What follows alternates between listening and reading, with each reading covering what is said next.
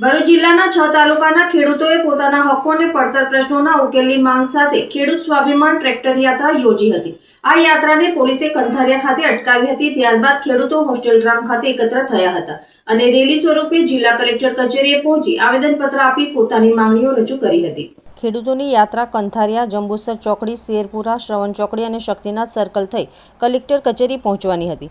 જોકે શહેરમાં ટ્રાફિક વ્યવસ્થાને ધ્યાનમાં રાખીને પોલીસે કંથારિયા ખાતે ટ્રેક્ટરો રોકી વધારાના ટ્રેક્ટરોને ત્યાં પાર્ક કરાવ્યા હતા। વહીવટીતંત્ર દ્વારા માત્ર 5 ટ્રેક્ટરોને શહેરમાં પ્રવેશવાની મંજૂરી આપવામાં આવી હતી। આ દરમિયાન હાંસોટ, અંકલેશ્વર સહિતના વિસ્તારોમાંથી ખેડૂતો પણ રેલી સ્વરૂપે હોસ્ટેલ ગ્રાઉન્ડ ખાતે પહોંચ્યા હતા। ત્યારબાદ તમામ ખેડૂતોએ રેલી સ્વરૂપે કલેક્ટર કચેરી પહોંચ્યા હતા અને કલેક્ટરને આવેદનપત્ર આપી ખેડૂતોના વિવિધ પ્રશ્નોના કાયમી ઉકેલની માંગ કરવામાં આવી હતી।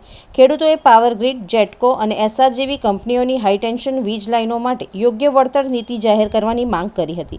ઉપરાંત ખેડૂત વિરોધી પરિપત્રો રદ કરવા અને ખેડૂતો તથા ખેતમજૂરોને વીમા કવચ આપવાની રજૂઆત કરાઈ હતી। વર્ષ 2017માં થયેલા પ્રમોલ્ગેશન એટલે કે જમીન રીસર્વે બાદ માપણી અને ક્ષેત્રફળમાં ગંભીર ક્ષતિઓ થઈ હોવાનો ખેડૂતોનો આક્ષેપ છે। હજારો અરજીઓ પેન્ડિંગ હોવાનું જણાવી ક્ષતિગ્રસ્ત રીસર્વે રદ કરવાની માંગ કરાઈ હતી।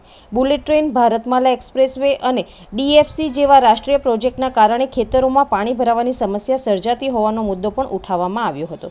જંબુસર અને આમોદ વિસ્તારમાં ખાતરની અછત દૂર કરવા, પાક વીમો પુનઃ શરૂ કરવા અને ખેડૂતોનું દેવું માફ કરવાની પણ માંગ કરવામાં આવી હતી। ખેડૂત આગેવાન નોફલ પટેલે જણાવ્યું હતું કે ખેડૂતો કાયદો અને વ્યવસ્થા જાળવી ગાંધી ચિંધ્યા માર્ગે રજૂઆત કરવા નીકળ્યા છે। જમીન રીસર્વે, વીજ લાઇનોનું વળતર અને ખેતરોમાં ભરાતા પાણી સહિતના પ્રશ્નો વર્ષોથી વણ ઉકેલ્યા છે, જેથી સરકાર તાત્કાલિક યોગ્ય કાર્યવાહી કરે તેવી માંગ છે। ભરૂચ જિલ્લાના 6 તાલુકાના ખેડૂતો પોતાની પડતર માંગણીઓ લઈને અને આવનારી સમસ્યાઓ લઈને જે ભવિષ્ય પોતાનું જોઈ રહેલા છે કે ભવિષ્યમાં જે ખેડૂતો જમીન વગરના થઈ જવા છે એવું અમને ભવિષ્ય દેખાયેલું છે। આ ભવિષ્યને ધ્યાનમાં રાખીને આજે અમે ભરૂચ જિલ્લાના ખેડૂતો ટ્રેક્ટર રેલી સ્વરૂપે ખેડૂત સ્વાભિમાન રેલીનું આયોજન કરવામાં આવ્યું હતું અને ટ્રેક્ટરો 80થી 100ની સંખ્યામાં ટ્રેક્ટર લઈને આ બધા રસ્તા પર ઉતરેલા છે। કાયદો વ્યવસ્થાને માન આપીને પસંદ અમને જણાવવામાં આવ્યું હતું કે ભાઈ સિટીમાં જશો તો ટ્રાફિકની સમસ્યા સર્જાય એવું છે, એને માન રાખીને આજે અમે 5 ટ્રેક્ટરો ટોલી સાથે લઈને અહીંયાથી આગળ કલેક્ટર કચેરી તરફ કરવાના છે। પણ જે અમારા વિવિધ માંગણીઓ છે જેવી કે હાઈ ટેન્શન જે વિવિધ લાઈનો જઈ રહેલી છે એના વળતરની પ્રશ્ન છે। અમારી મુખ્ય માંગોમાં આવે છે કે જે આ ડ્રીમ પ્રોજેક્ટ આપણા વડાપ્રધાન શ્રીના જે છે તે ભારતમાલા એક્સપ્રેસવે છે, બુલેટ ટ્રેન છે, ફ્રેટ કોરિડોર છે, તો એમાંથી જે એના બનવાની જે પાણી ભરવાની સમસ્યા આવે છે, આજુબાજુના ખેતરમાં લોકો હેરાન થાય છે, જેનું ખેતર ગયું છે એના પૈસા મળ્યા છે તે પણ જે જોયા નથી મળ્યા, પણ આજુબાજુના ખેતર માલિકો જે હેરાન થયા છે એમની વ્યાખ્યા એ જ જાણે છે। આ બધા પ્રશ્નો લઈને આજે અમારા ખેડૂતો ખૂબ દુઃખી છે અને પોતાનું દુઃખ પ્રશાસનને શેર કરવા માટે આજે અમે જઈ રહેલા છે, તો અમને અહીંયા અટકાવીને વધારે દુઃખી કરવામાં આવી રહેલા છે। અને અગાઉ સમયમાં જો ખેડૂતોની માંગો નહીં સ્વીકારાય તો આનાથી બમણી સંખ્યામાં ખેડૂતો અમે હવે તો રેલી અમારી ગાંધી કલેક્ટર કચેરી સુધી પહોંચાડીને રહીશું। આ સમયે અમે કોપરેટ કરી રહ્યા છે પ્રશાસન સાથે। ટ્રાફિકની સમસ્યા છે, અમે માન આપી રહેલા છે।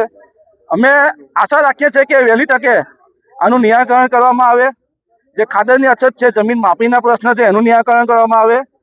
હમણાં અમે અહીંયાથી હવે કંઠારિયા ઊભા છે ને કંઠારિયાથી હાલ 5 ટ્રેક્ટર અને જે વ્હીકલ છે વ્હીકલ લઈને અમે કલેક્ટર કચેરી તરફ પ્રસ્થાન કરવાના છે। જય હિન્દ, નમસ્કાર, જય જવાન, જય કિસાન। હું હવેલીવાલા સાનિયા જનરેશન ઝી તરફથી આજે આ ખેડૂત સમાજને સમર્થન આપવા માટે અહીં ઉપસ્થિત છું। બધાનો પ્રશ્ન છે કે હું કેમ અહીંયા છું। મારો જવાબ એ છે કે આ પ્રશ્ન ફક્ત ખેડૂતોનો નથી, આ અન્યાયી નીતિઓ અને આપણા વહીવટી તંત્રની ખામીઓનો છે। એટલે હું દરેક યુવાનોને અને અમારી જનરેશનને વિનંતી કરીશ કે તેઓ આ ખેડૂતોને સમર્થન આપે, કારણ કે આજે જે ખેડૂતો તેમને જે નુકસાન થઈ રહ્યું છે તેના ખિલાફ અવાજ ઉઠાવવા માટે અહીંયા ઊભા છે, તેમાં આપણું સમર્થન હોવું જરૂરી છે, કારણ કે એમની જનરેશનમાં આ નુકસાન થઈ રહ્યું છે તો આગળ જતા આ દેશ જે ખેતી પ્રધાન તરીકે ઓળખાઈ રહ્યો છે, જે દેશને સોનાની ચીડિયા કહેવાય છે, તેમાં સોનું જ્યાં ઉગતું હોય એ જમીનને જ નુકસાન પહોંચતું હોય તો તેને સમર્થન આપવું એ આપણા ભવિષ્ય માટે ખૂબ જ જરૂરી છે।